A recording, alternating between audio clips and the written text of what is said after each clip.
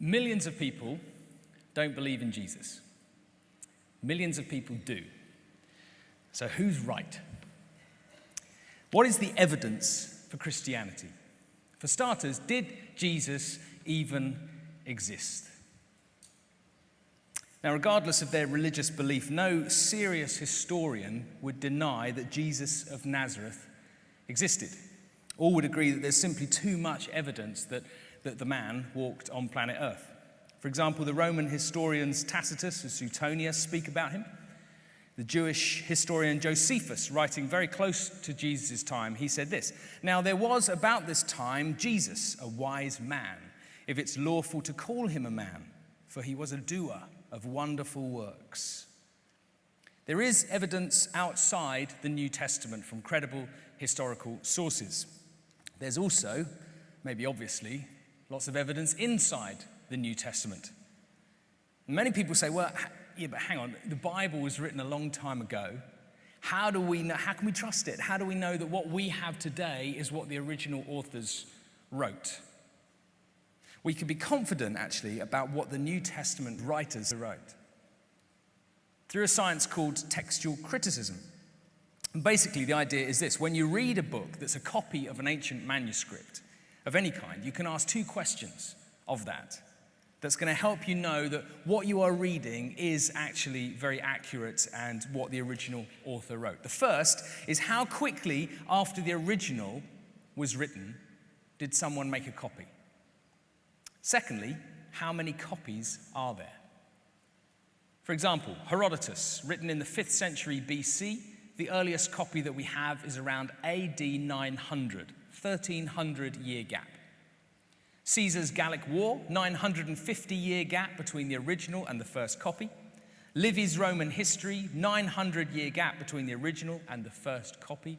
And no classical scholar would doubt the authenticity of those works. So how about the New Testament? The books of the New Testament were written between 40 and 100 AD. The earliest copies that we have begin in AD 130. And we have full manuscripts by AD 350. So depending on how you see it, there is at most only a 300-year gap. And at the very least, a 30-year gap between the original and the earliest dated copy that we have. What about the number of copies of each? Herodotus, 8 copies. Caesar's Gallic War, 10 copies. Livy's Roman history, 20 copies. The New Testament, 24,300 copies. 5,309 Greek manuscripts, 10,000 Latin manuscripts, 9,300 other. You look at this and you see that the New Testament stands out absolutely, unapproachably alone amongst ancient prose writings. And it's crucial to note that right from the beginning, that no secular historian would disagree with that conclusion. So there's all kinds of evidence that Jesus existed. But who was he? Was he a teacher, a prophet? What was he? Firstly, we know that Jesus was fully human. The Hollywood movie director Martin Scorsese, when he made the film The Last Temptation of Christ, he made it out of a desire to show that Jesus was a human being. And that's right. Jesus had a human body. He suffered pain. He could get tired. He got hungry. Jesus had human emotions: love, joy, sadness, human experiences: birth, childhood, education, temptation, work, bereavement, suffering, death. Many would say, yes, okay, Jesus was a human being. Okay. But he was only a human being. The great Scottish comedian Billy Connolly said this: "I can't believe in Christianity, but I think Jesus was a wonderful man. He was a great religious teacher." And many would agree with that statement. But there are other views of this man, Jesus, that he was more than that. An interviewer asked the rock star Bono, "Christ has his rank among the world's great thinkers, but Son of God, isn't that far-fetched?" Bono replied, "No, it's not far-fetched to me. Look, the secular response to the Christian story always goes like this: he was a great prophet, very interesting guy. But actually, Christ doesn't allow you that. He doesn't let you off that hook. Christ says, I am God incarnate. So what you are left with is either Christ was who he said he was, or a complete nutcase. I'm not joking here. The idea that the entire course of civilization for over half the globe could have its fate changed and turned upside down by a nutcase, for me, that's far-fetched. So what evidence is there to suggest that Jesus was more than just a great religious teacher? How about the fact that Jesus claimed to offer the answers to life? Most good religious teachers point away from themselves and to God. Look at God over there. They don't say, look at me, which Jesus did. Jesus pointed to himself. If you're looking for God, he said, you look here. He was saying that it's through him that we encounter God. In every human heart, there's a hunger. 3 leading psychologists of the 20th century have all recognized this and stated it in different ways. Jung said, people are hungry for security. Adler said, people are hungry for significance. Freud said, people are hungry for love. And in response to that hunger, Jesus said this, I am the bread of life. If you want those hungers satisfied, you come to me. I am the bread of life. Many people today are walking around in great disillusionment and despair, like an emotional darkness over them. What does Jesus say to that? He says, I am the light of the world. Whoever follows me will not walk in darkness, but have the light of life. Many people today are very fearful of death. They don't even want to talk about it. And what is there, as we listen to the tolling bell, what is there in response to death? Jesus says, there it is again, I am the resurrection and the life. Those who believe in me will live, even though they die. Somebody asked Mother Teresa shortly before she died, are you afraid of dying? And she said, how can I be? Dying is going home to God. I've never been afraid. On the contrary, I'm looking forward to it. Many are dissatisfied today with materialism. They're searching for some kind of spiritual reality, some sort of direction. Jesus said, I am the way.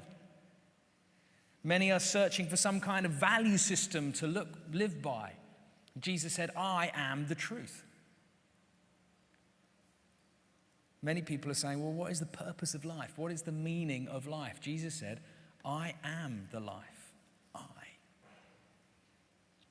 So was Jesus just a great religious teacher? What about the fact that Jesus claimed the ability to be able to forgive? Not just people that had done something to him, but everybody. Jesus claimed that authority to forgive everybody. And so the religious lawyers of the day accused him of blasphemy. They said to him, who can forgive sins but God alone? What about the fact that Jesus claimed that he was the one who was going to judge the world?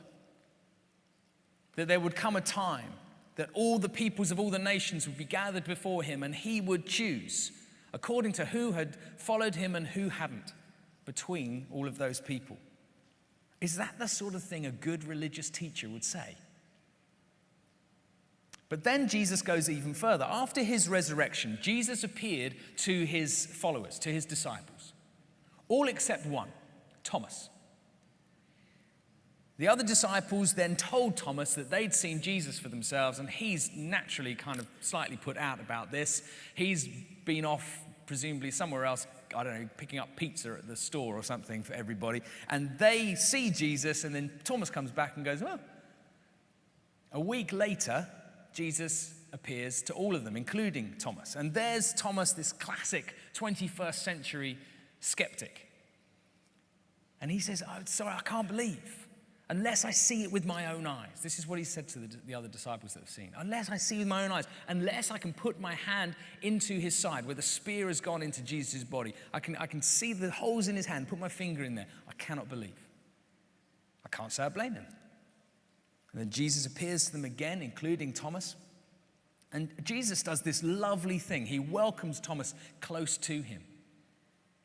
And he shows him the wounds in his hands and in his side. And he allows Thomas to ask his questions up close. In a way, it's like being on an Alpha course. We have this opportunity to get up close and to think about these things and to be honest about our doubts and our thoughts and our feelings. And Jesus lays this evidence before him, these holes in his hands, and he says to him, Thomas, stop doubting and believe. Now, what does Thomas say in response to that? Thomas says, my Lord and my God.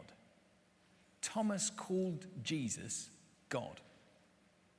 And crucially, Jesus at that point doesn't go, whoa, hang on, yes, I'm special, great religious teacher, but God, easy. He doesn't say that to him. What does he say to him? Because you've seen me, you've believed. Blessed are those who have not seen and yet have believed. In other words, he says, at last, a bit slow getting there, but you're there now.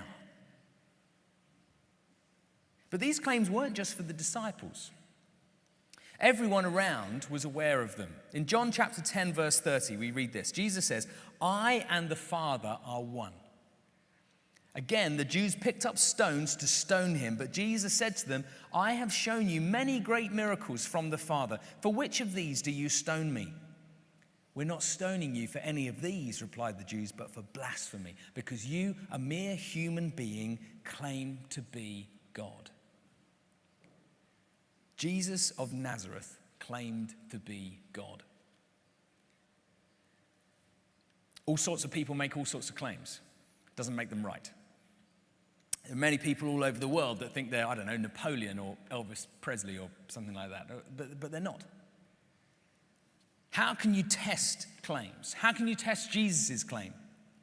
Jesus made the claim to be the unique Son of God, God made human. And there seem to be three logical possibilities. Number one, it was not true. Jesus was not the Son of God, but he didn't realize that it wasn't true. In other words, he was deluded, he was insane. Second possibility, it wasn't true and Jesus knew perfectly well that it was not true, in which case Jesus of Nazareth was an evil imposter. Third possibility, third logical possibility is that it's true. Jesus of Nazareth was and is God. The theologian, the writer of the Narnia series of books, C.S. Lewis, he puts it like this: a man who was merely a man and said the sort of things that Jesus said wouldn't be a great moral teacher. He'd either be insane or else he'd be the devil of hell. You must make your choice. Either this man was and is the Son of God, or else insane, or something worse. But don't let's come up with any patronizing nonsense about his being a great human teacher. He hasn't left that open to us. He didn't intend to. So what evidence can we look at to see that support for what Jesus said about himself? Firstly, his teaching. The teaching of Jesus is widely acknowledged to be the finest teaching ever to fall from anyone's lips. For example, the Sermon on the Mount. Love your neighbor as yourself. Turn the other cheek. Love your enemies. Do to others what you would have them do to you. Now, I'm a Church of England minister, so I am very cool. And I get, from time to time, I get people saying to me, would you marry me, please? And I say, sorry, I'm already married.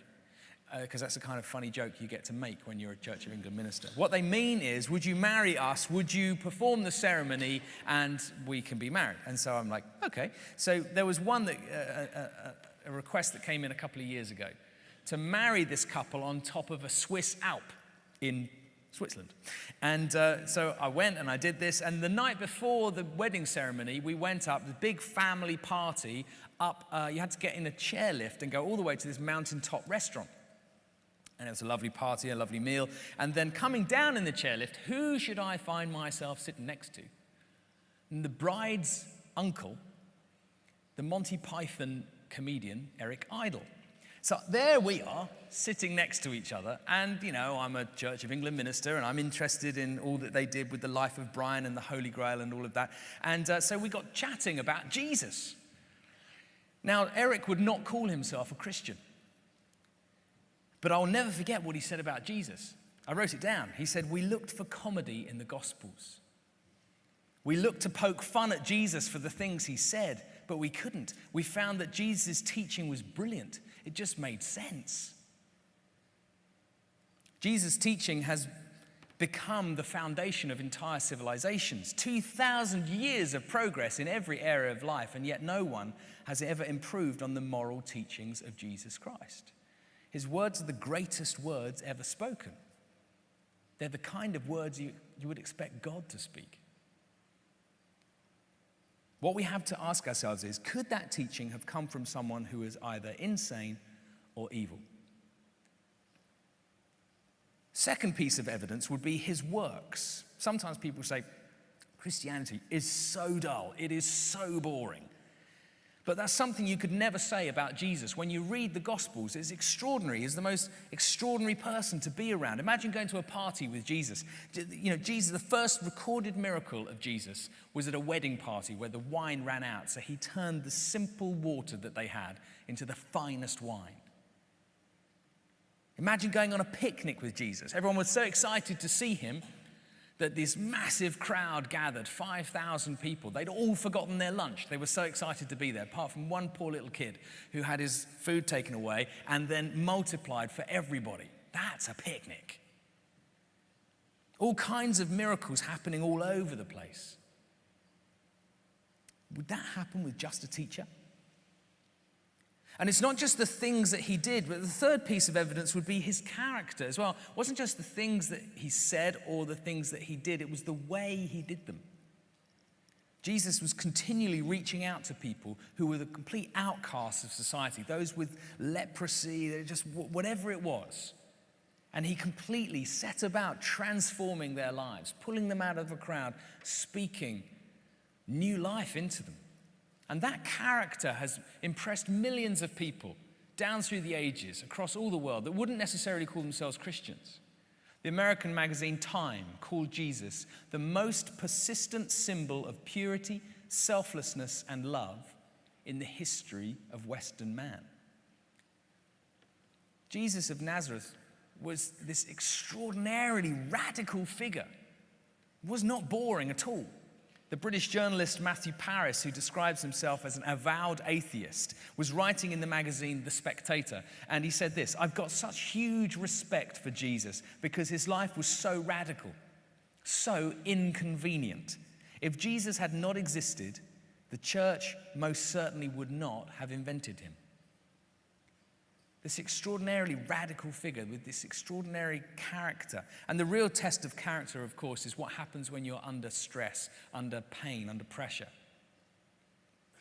Jesus, in excruciating pain on the cross, what does he say about the very people who've driven nails into his hands and hung him up there? He says, "Father, forgive them. They don't know what they're doing." His teaching, his works, his character. How about his fulfillment of prophecy?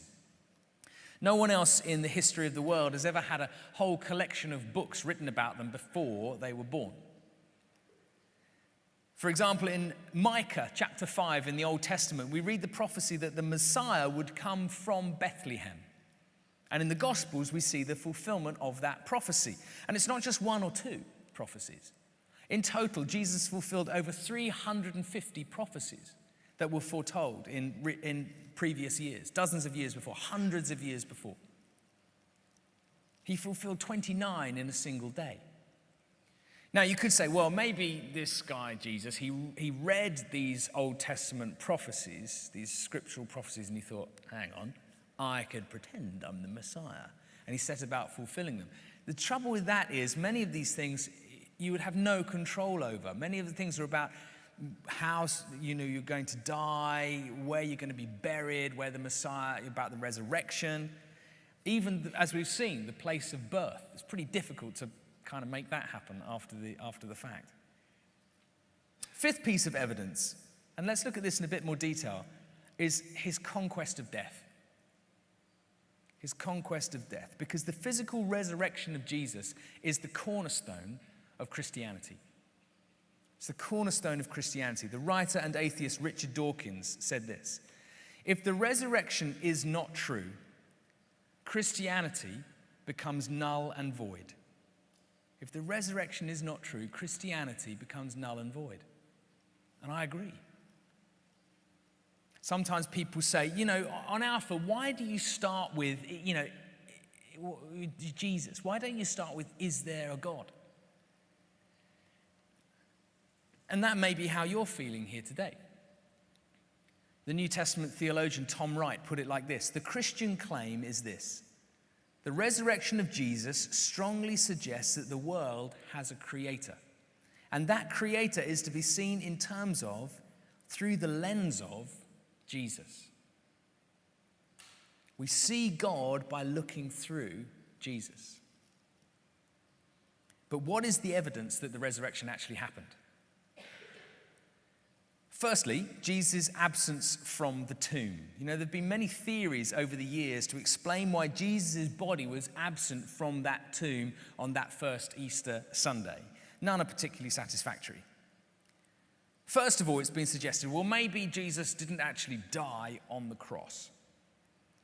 He just sort of fainted from the pain. Then he was taken down, put into a cool stone tomb, kind of recovered, felt a bit better, and then pushed the stone away and ran away. This is quite frankly ridiculous. Jesus had undergone a Roman flogging. Many people died from that alone. Then he had been crucified, and people did not survive Roman crucifixion. His body was then cocooned in heavy grave clothes, placed in a tomb cut out of the rock.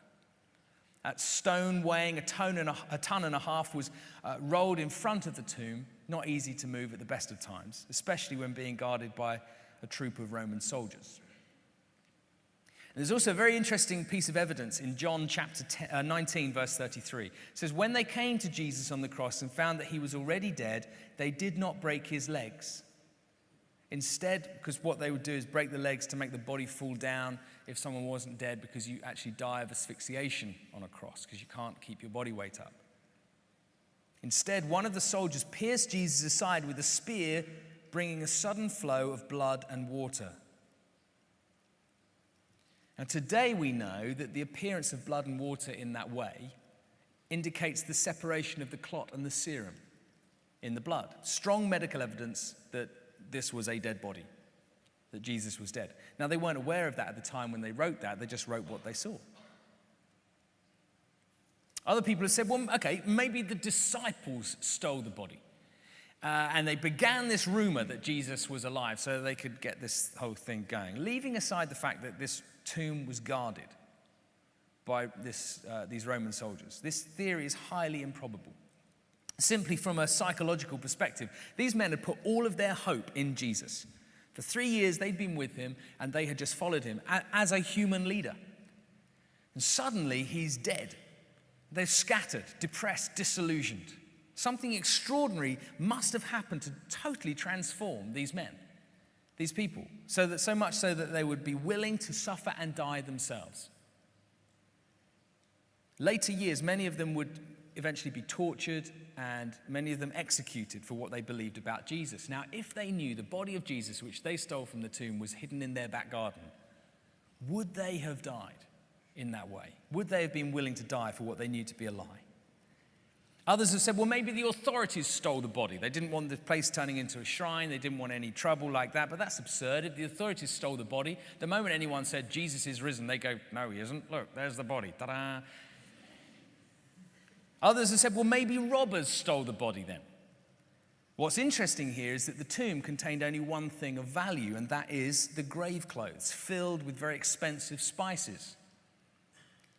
But we read in the Bible that Peter and John, the disciples Peter and John, they heard this rumor that Jesus was risen. They ran to the tomb and they didn't find an empty tomb at all. It shouldn't be called the empty tomb, because the valuable grave clothes were still there, like an empty chrysalis after the butterflies emerged. And the headpiece, the piece that wrapped around Jesus' head and face, had been folded up and put into a separate place. And we read that when John saw that one piece of evidence, the headpiece wrapped up and put somewhere else, that was when he believed. So his absence from the tomb, what about his presence with the disciples? After rising from the dead, Jesus appeared to his disciples and to others. And some people have said, well, that's just a hallucination. And sure, people do hallucinate. Normally it's, if you're highly strung or sick or on drugs or whatever, but that's not the disciples. These are hardened fishermen, tax collectors, realists, cynics, skeptics. And then you look at the number of these sort of appearances of Jesus. 500 people Jesus appeared to on 11 separate occasions. Are all of these people likely to share the same hallucination? Hallucinations are weird and subjective. Have you ever had one? I remember when I was a boy and I had a fever. I don't know what I was suffering from. I remember the ceiling turning into this weird lion. Whoa. That's what hallucinations are. I don't think anyone else in the room saw that same thing. But that's not what's going on here. It's not subjective. Jesus is tangibly there for all of these people. We read this in Luke 24. While they were still talking about this, Jesus himself stood among them and said to them, "Peace be with you." They were startled and frightened, thinking they'd seen a ghost. He said to them, "Why are you troubled? Why do doubts rise in your mind? Look at my hands and my feet. Touch me. See, a ghost does not have flesh and bones, as you see I have." When he said this, he showed them his hands and his feet. And while they still did not believe it because of joy and amazement, he asked them, "Do you have anything here to eat?" They gave him a piece of broiled fish, and he took it and he ate it in their presence. After his death and his resurrection, Jesus ate with his disciples. He cooked breakfast for them on one occasion, had long conversations with them. And all of this had immediate effect. It transformed the disciples. It's extraordinary looking at the end of the Gospels and then going into the book of Acts and seeing this total transformation of these people. It resulted in the birth and explosion of the Christian church right across the globe. And the question we have to ask ourselves, what happened there? What caused that in that moment, unless it was the resurrection?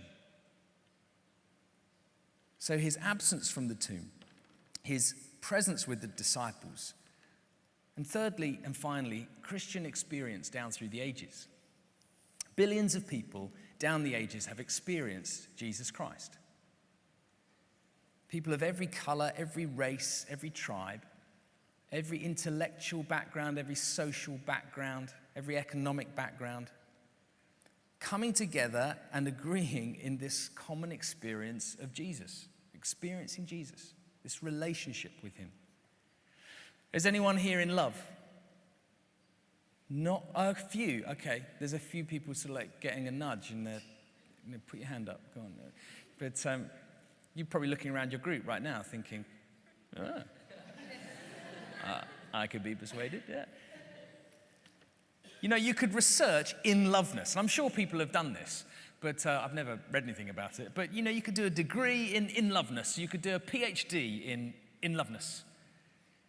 But the best person to speak to is someone who is in love. The best thing to really, to be an expert on it, you have to be in love yourself. The experience is essential. And from my own experience of Jesus, that's all I can point to, really. You get so far with this evidence, but at the end of the day, you just go, for me, I know. I absolutely know that he has satisfied that hunger in me.